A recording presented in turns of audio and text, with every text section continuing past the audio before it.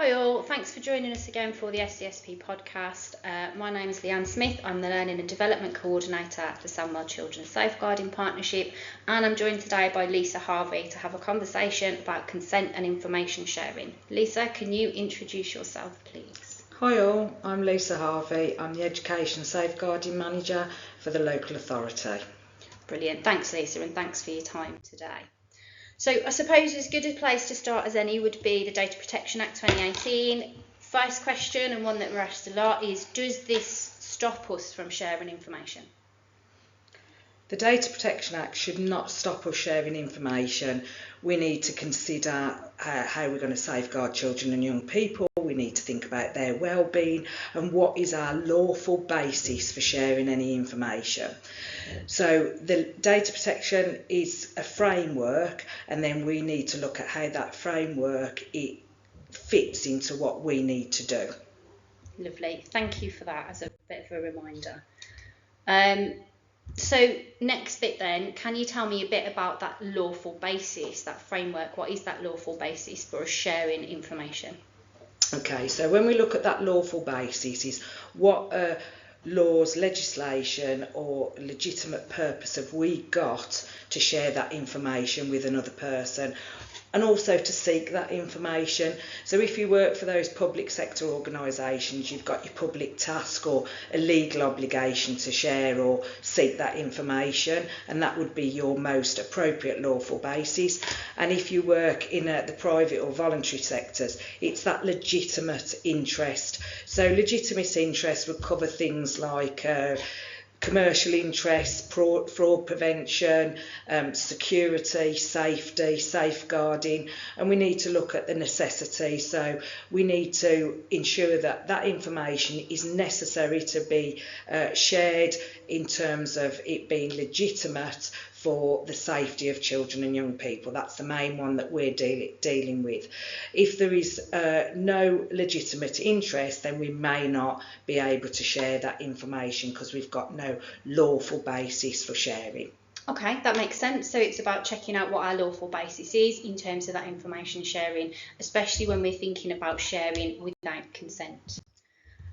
So if we are sharing without consent, there should be either an established risk, so something that we already know about, or a potential or suspected risk.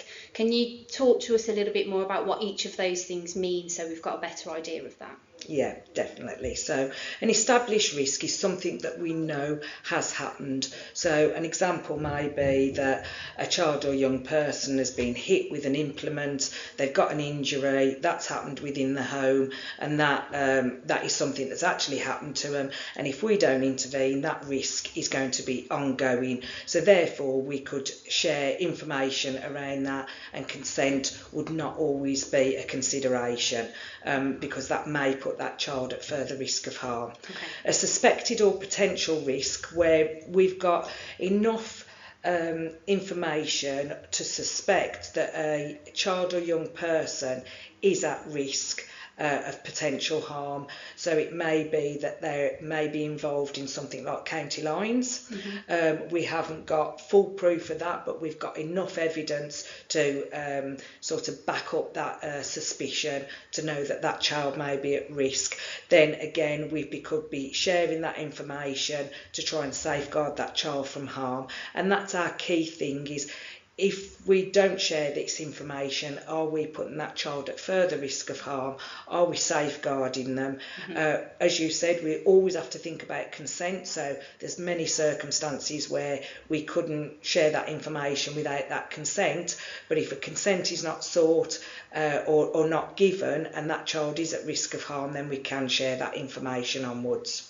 Okay, brilliant. Or like you said earlier, if we feel that that child would be at further risk of harm by speaking to parents, carers, whoever is responsible for that child, then we can look to share that information. And obviously it's really important that we share that information when we get it at the earliest opportunity, to be able to get a really full picture of what's going on for that child or family, to get them the right support at the right time.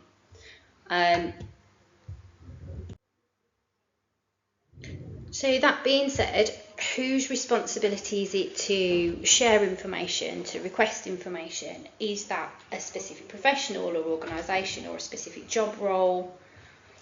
What does that look like? It's everybody's responsibility to share and seek that information. If you are working with children and young people, you have a duty of care. If a piece of information comes to you that needs to be shared onwards to safeguard that child, then you should be the one that's sharing that on, or making sure that you are passing it on to somebody who has that lead responsibility to share that onward. But we all have, it is my responsibility to safeguard children and young people. We cannot assume that somebody else is going to do it for us.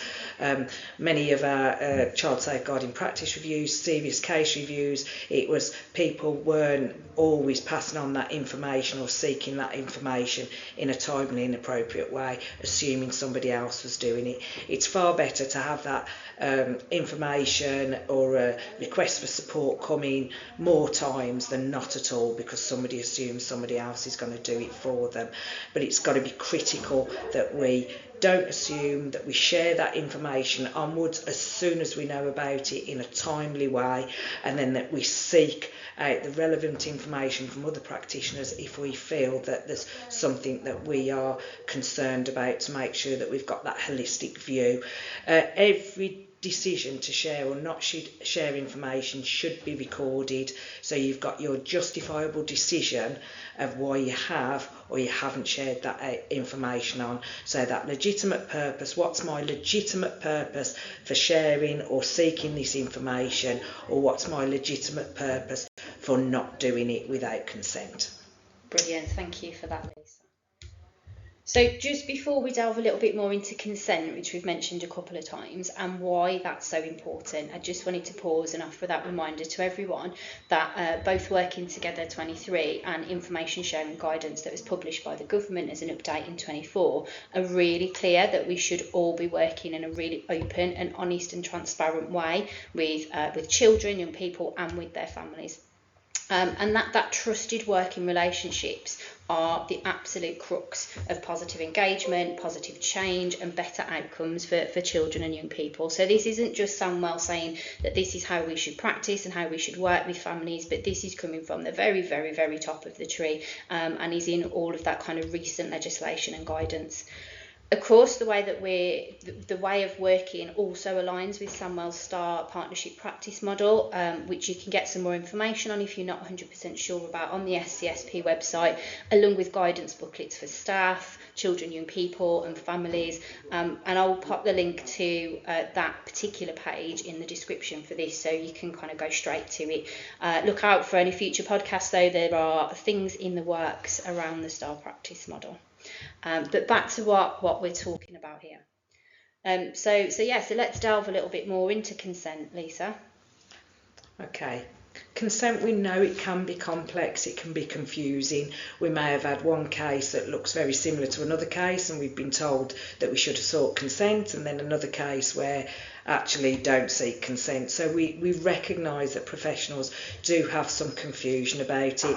So the key thing here is, if you are confused about whether you can share information and what the regulations are around consent, you should seek that advice yourself from your own agency safeguarding leads, in through the front door, or other professionals who may have more of an idea around consent.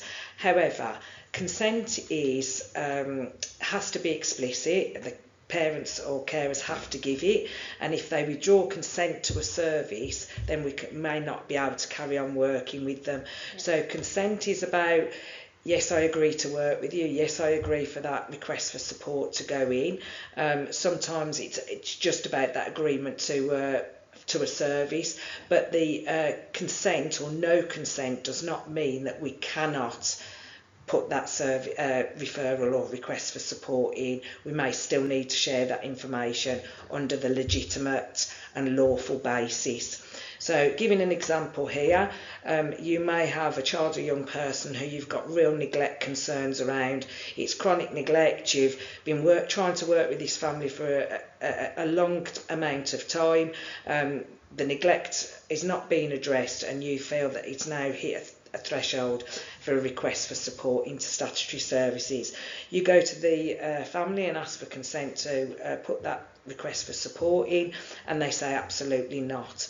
Then you would use your professional judgment about whether that child, you are putting that risk of further harm by not passing that information on, and that is a key thing. So if I don't share this information, then am I putting that child at further risk of harm? Information sharing is really, really important to safeguard children. We just need to think about, have I got a legitimate purpose for sharing it onwards? And if it's for the safety of that child, then you've usually got that legitimate purpose. A parent may give consent at a previous time, but you cannot assume. So each new episode you have to gain that consent for. And equally, if they've said no previously or wouldn't give consent, you must still keep trying, because they may consent this time. And that can be based on the person who's asking. You know, have they got a good relationship with them? Is it the right time or right service for them? So if we think about the STAR practice model, where we talk about that relationship-based practice, then that should be help us or support us in trying to get that consent with families. So as I just said about the relationship-based practice, we have often to have those difficult and uncomfortable conversations. Nobody really wants to have a conversation with a parent talking about poor hygiene or poor home standards or their child's behaviour or parenting issues. We all have to have those difficult conversations, and they are challenging at times. But it is really, really important to have those conversations, to open those discussions with parents, because if we ignore it, things are going to escalate, and then that child is definitely going to be at risk of harm. Before you make any decision to request support for the child from any service, imagine how you would feel if that's somebody turned up at your door and there was no reason why they couldn't have informed you or gained consent, and you've got children's services and the police potentially turning up at your door saying, the school or the health visitor or the GP or the family support worker has put a request for support in. You're going to be upset, you're going to feel that you've been potentially let down, something's being done behind your back, and it's going to be so much harder to work with that family. So if you can get consent, you should get consent, as long as it's not putting that child at further risk of harm. Yeah, absolutely. I completely agree with that. We also in the partnership recognise that sometimes those conversations can be really difficult to have, and we've been requested on a number of occasions if there's any sort of training or anything we can put in place around those challenging conversations. The thought around that is actually those conversations are going to be so individual to each parent and carer, each service, each worker, member of staff that's having that conversation, that would be really difficult to capture in training. But what we have got is a challenging conversations guidance, which again, a lot of that you might have in practice anyway, but sometimes when you're going into those conversations, all of that goes out of your head. So it's really nice to have that kind of there as a bit of a reminder as to how you might be able to manage this conversation that's coming up for you as a person, but also within your service and setting, and taking into consideration, how that parent or carer or that child or young person might be feeling, thinking, etc. at the time. Again, I'll pop the link in the description for that, so please do use it if you think you might find it useful. So thinking about relationship-based practice, and Lisa, you've mentioned that a couple of times, just that kind of thought around that it's not about being best buds with families, it's not about being kind of in with the family. In fact, that can be quite dangerous in terms of being pulled into kind of dramas and being manipulated to almost be part of us against them with families. So that can be a really tricky thing to navigate.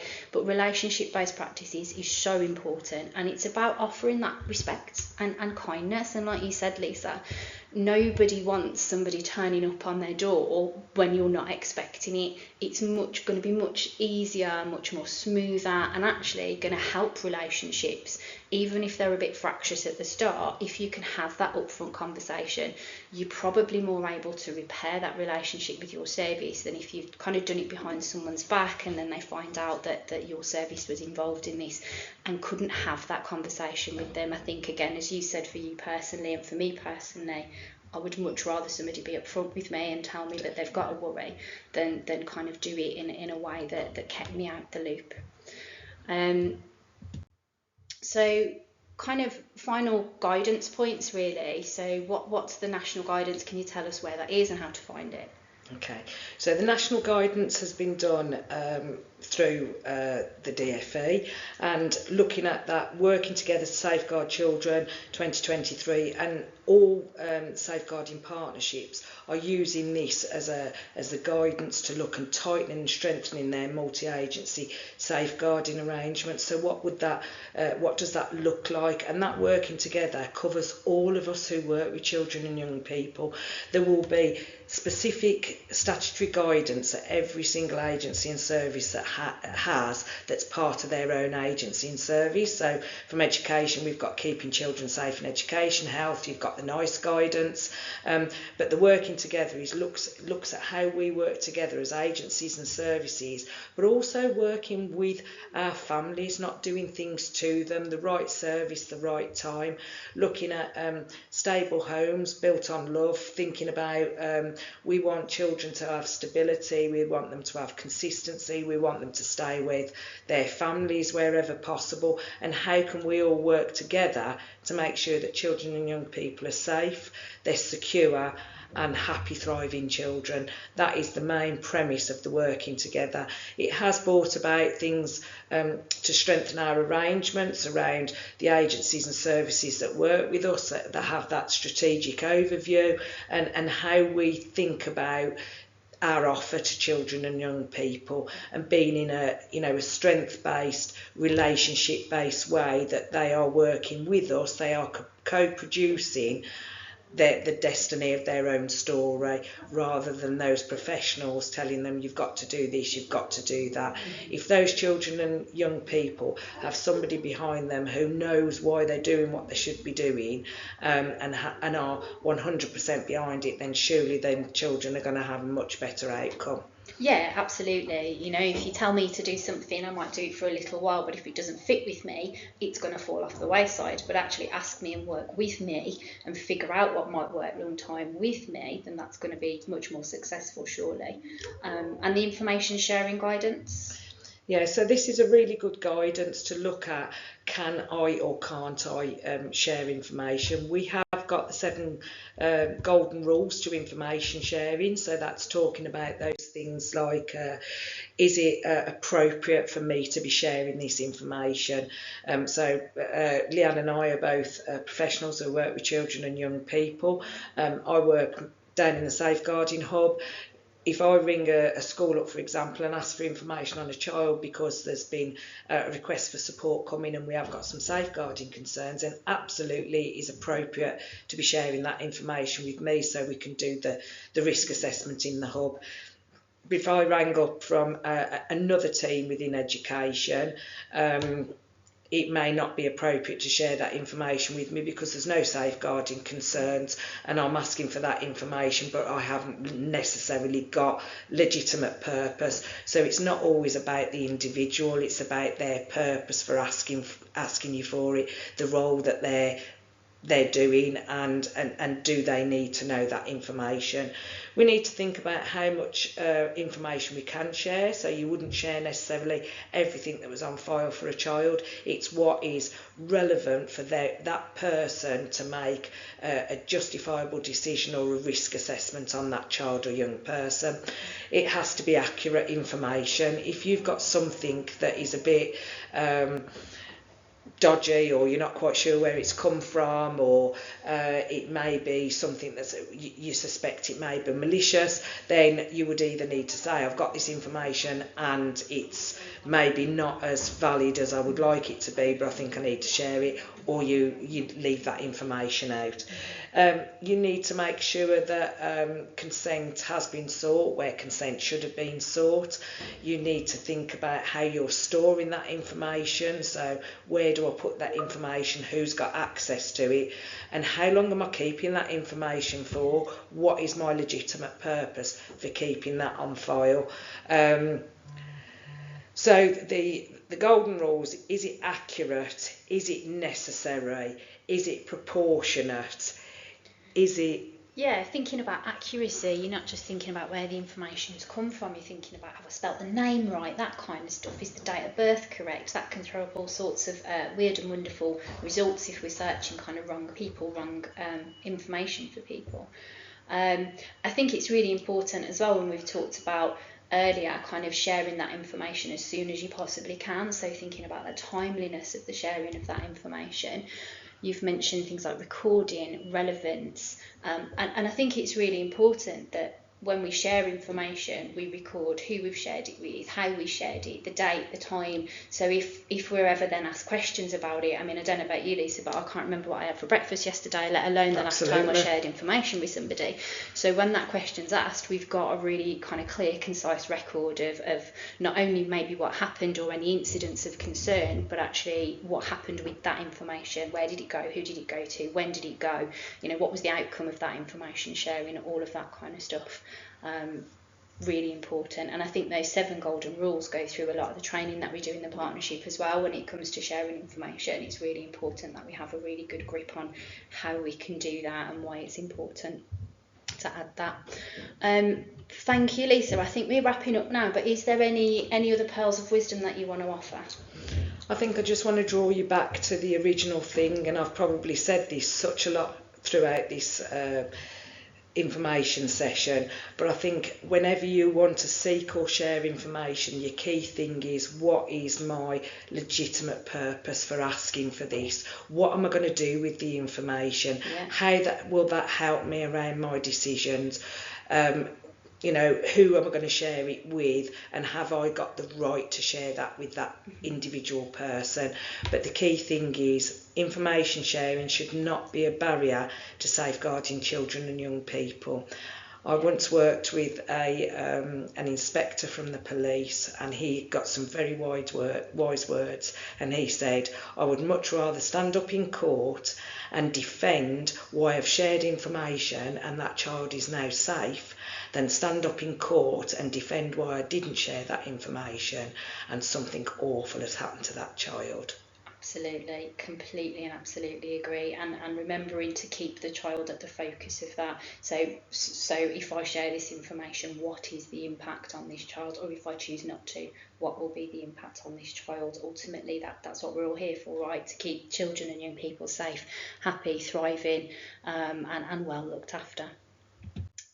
Again, thank you for your time today, Lisa, and thank you to anyone that's kind of listened in on this. I hope you found it helpful. If there are any topics that you think could do with a bit of a cover, a bit of a refresher on, a bit of something that you can refer back to as time goes on, please do let us know. I'll drop our email address in the description again, and we're kind of open to doing information sessions or podcasts or webinars, etc. on topics that are really important to you guys. That's how we learn and move forward together. But for now, thank you, and I'm sure I'll speak to you all again soon.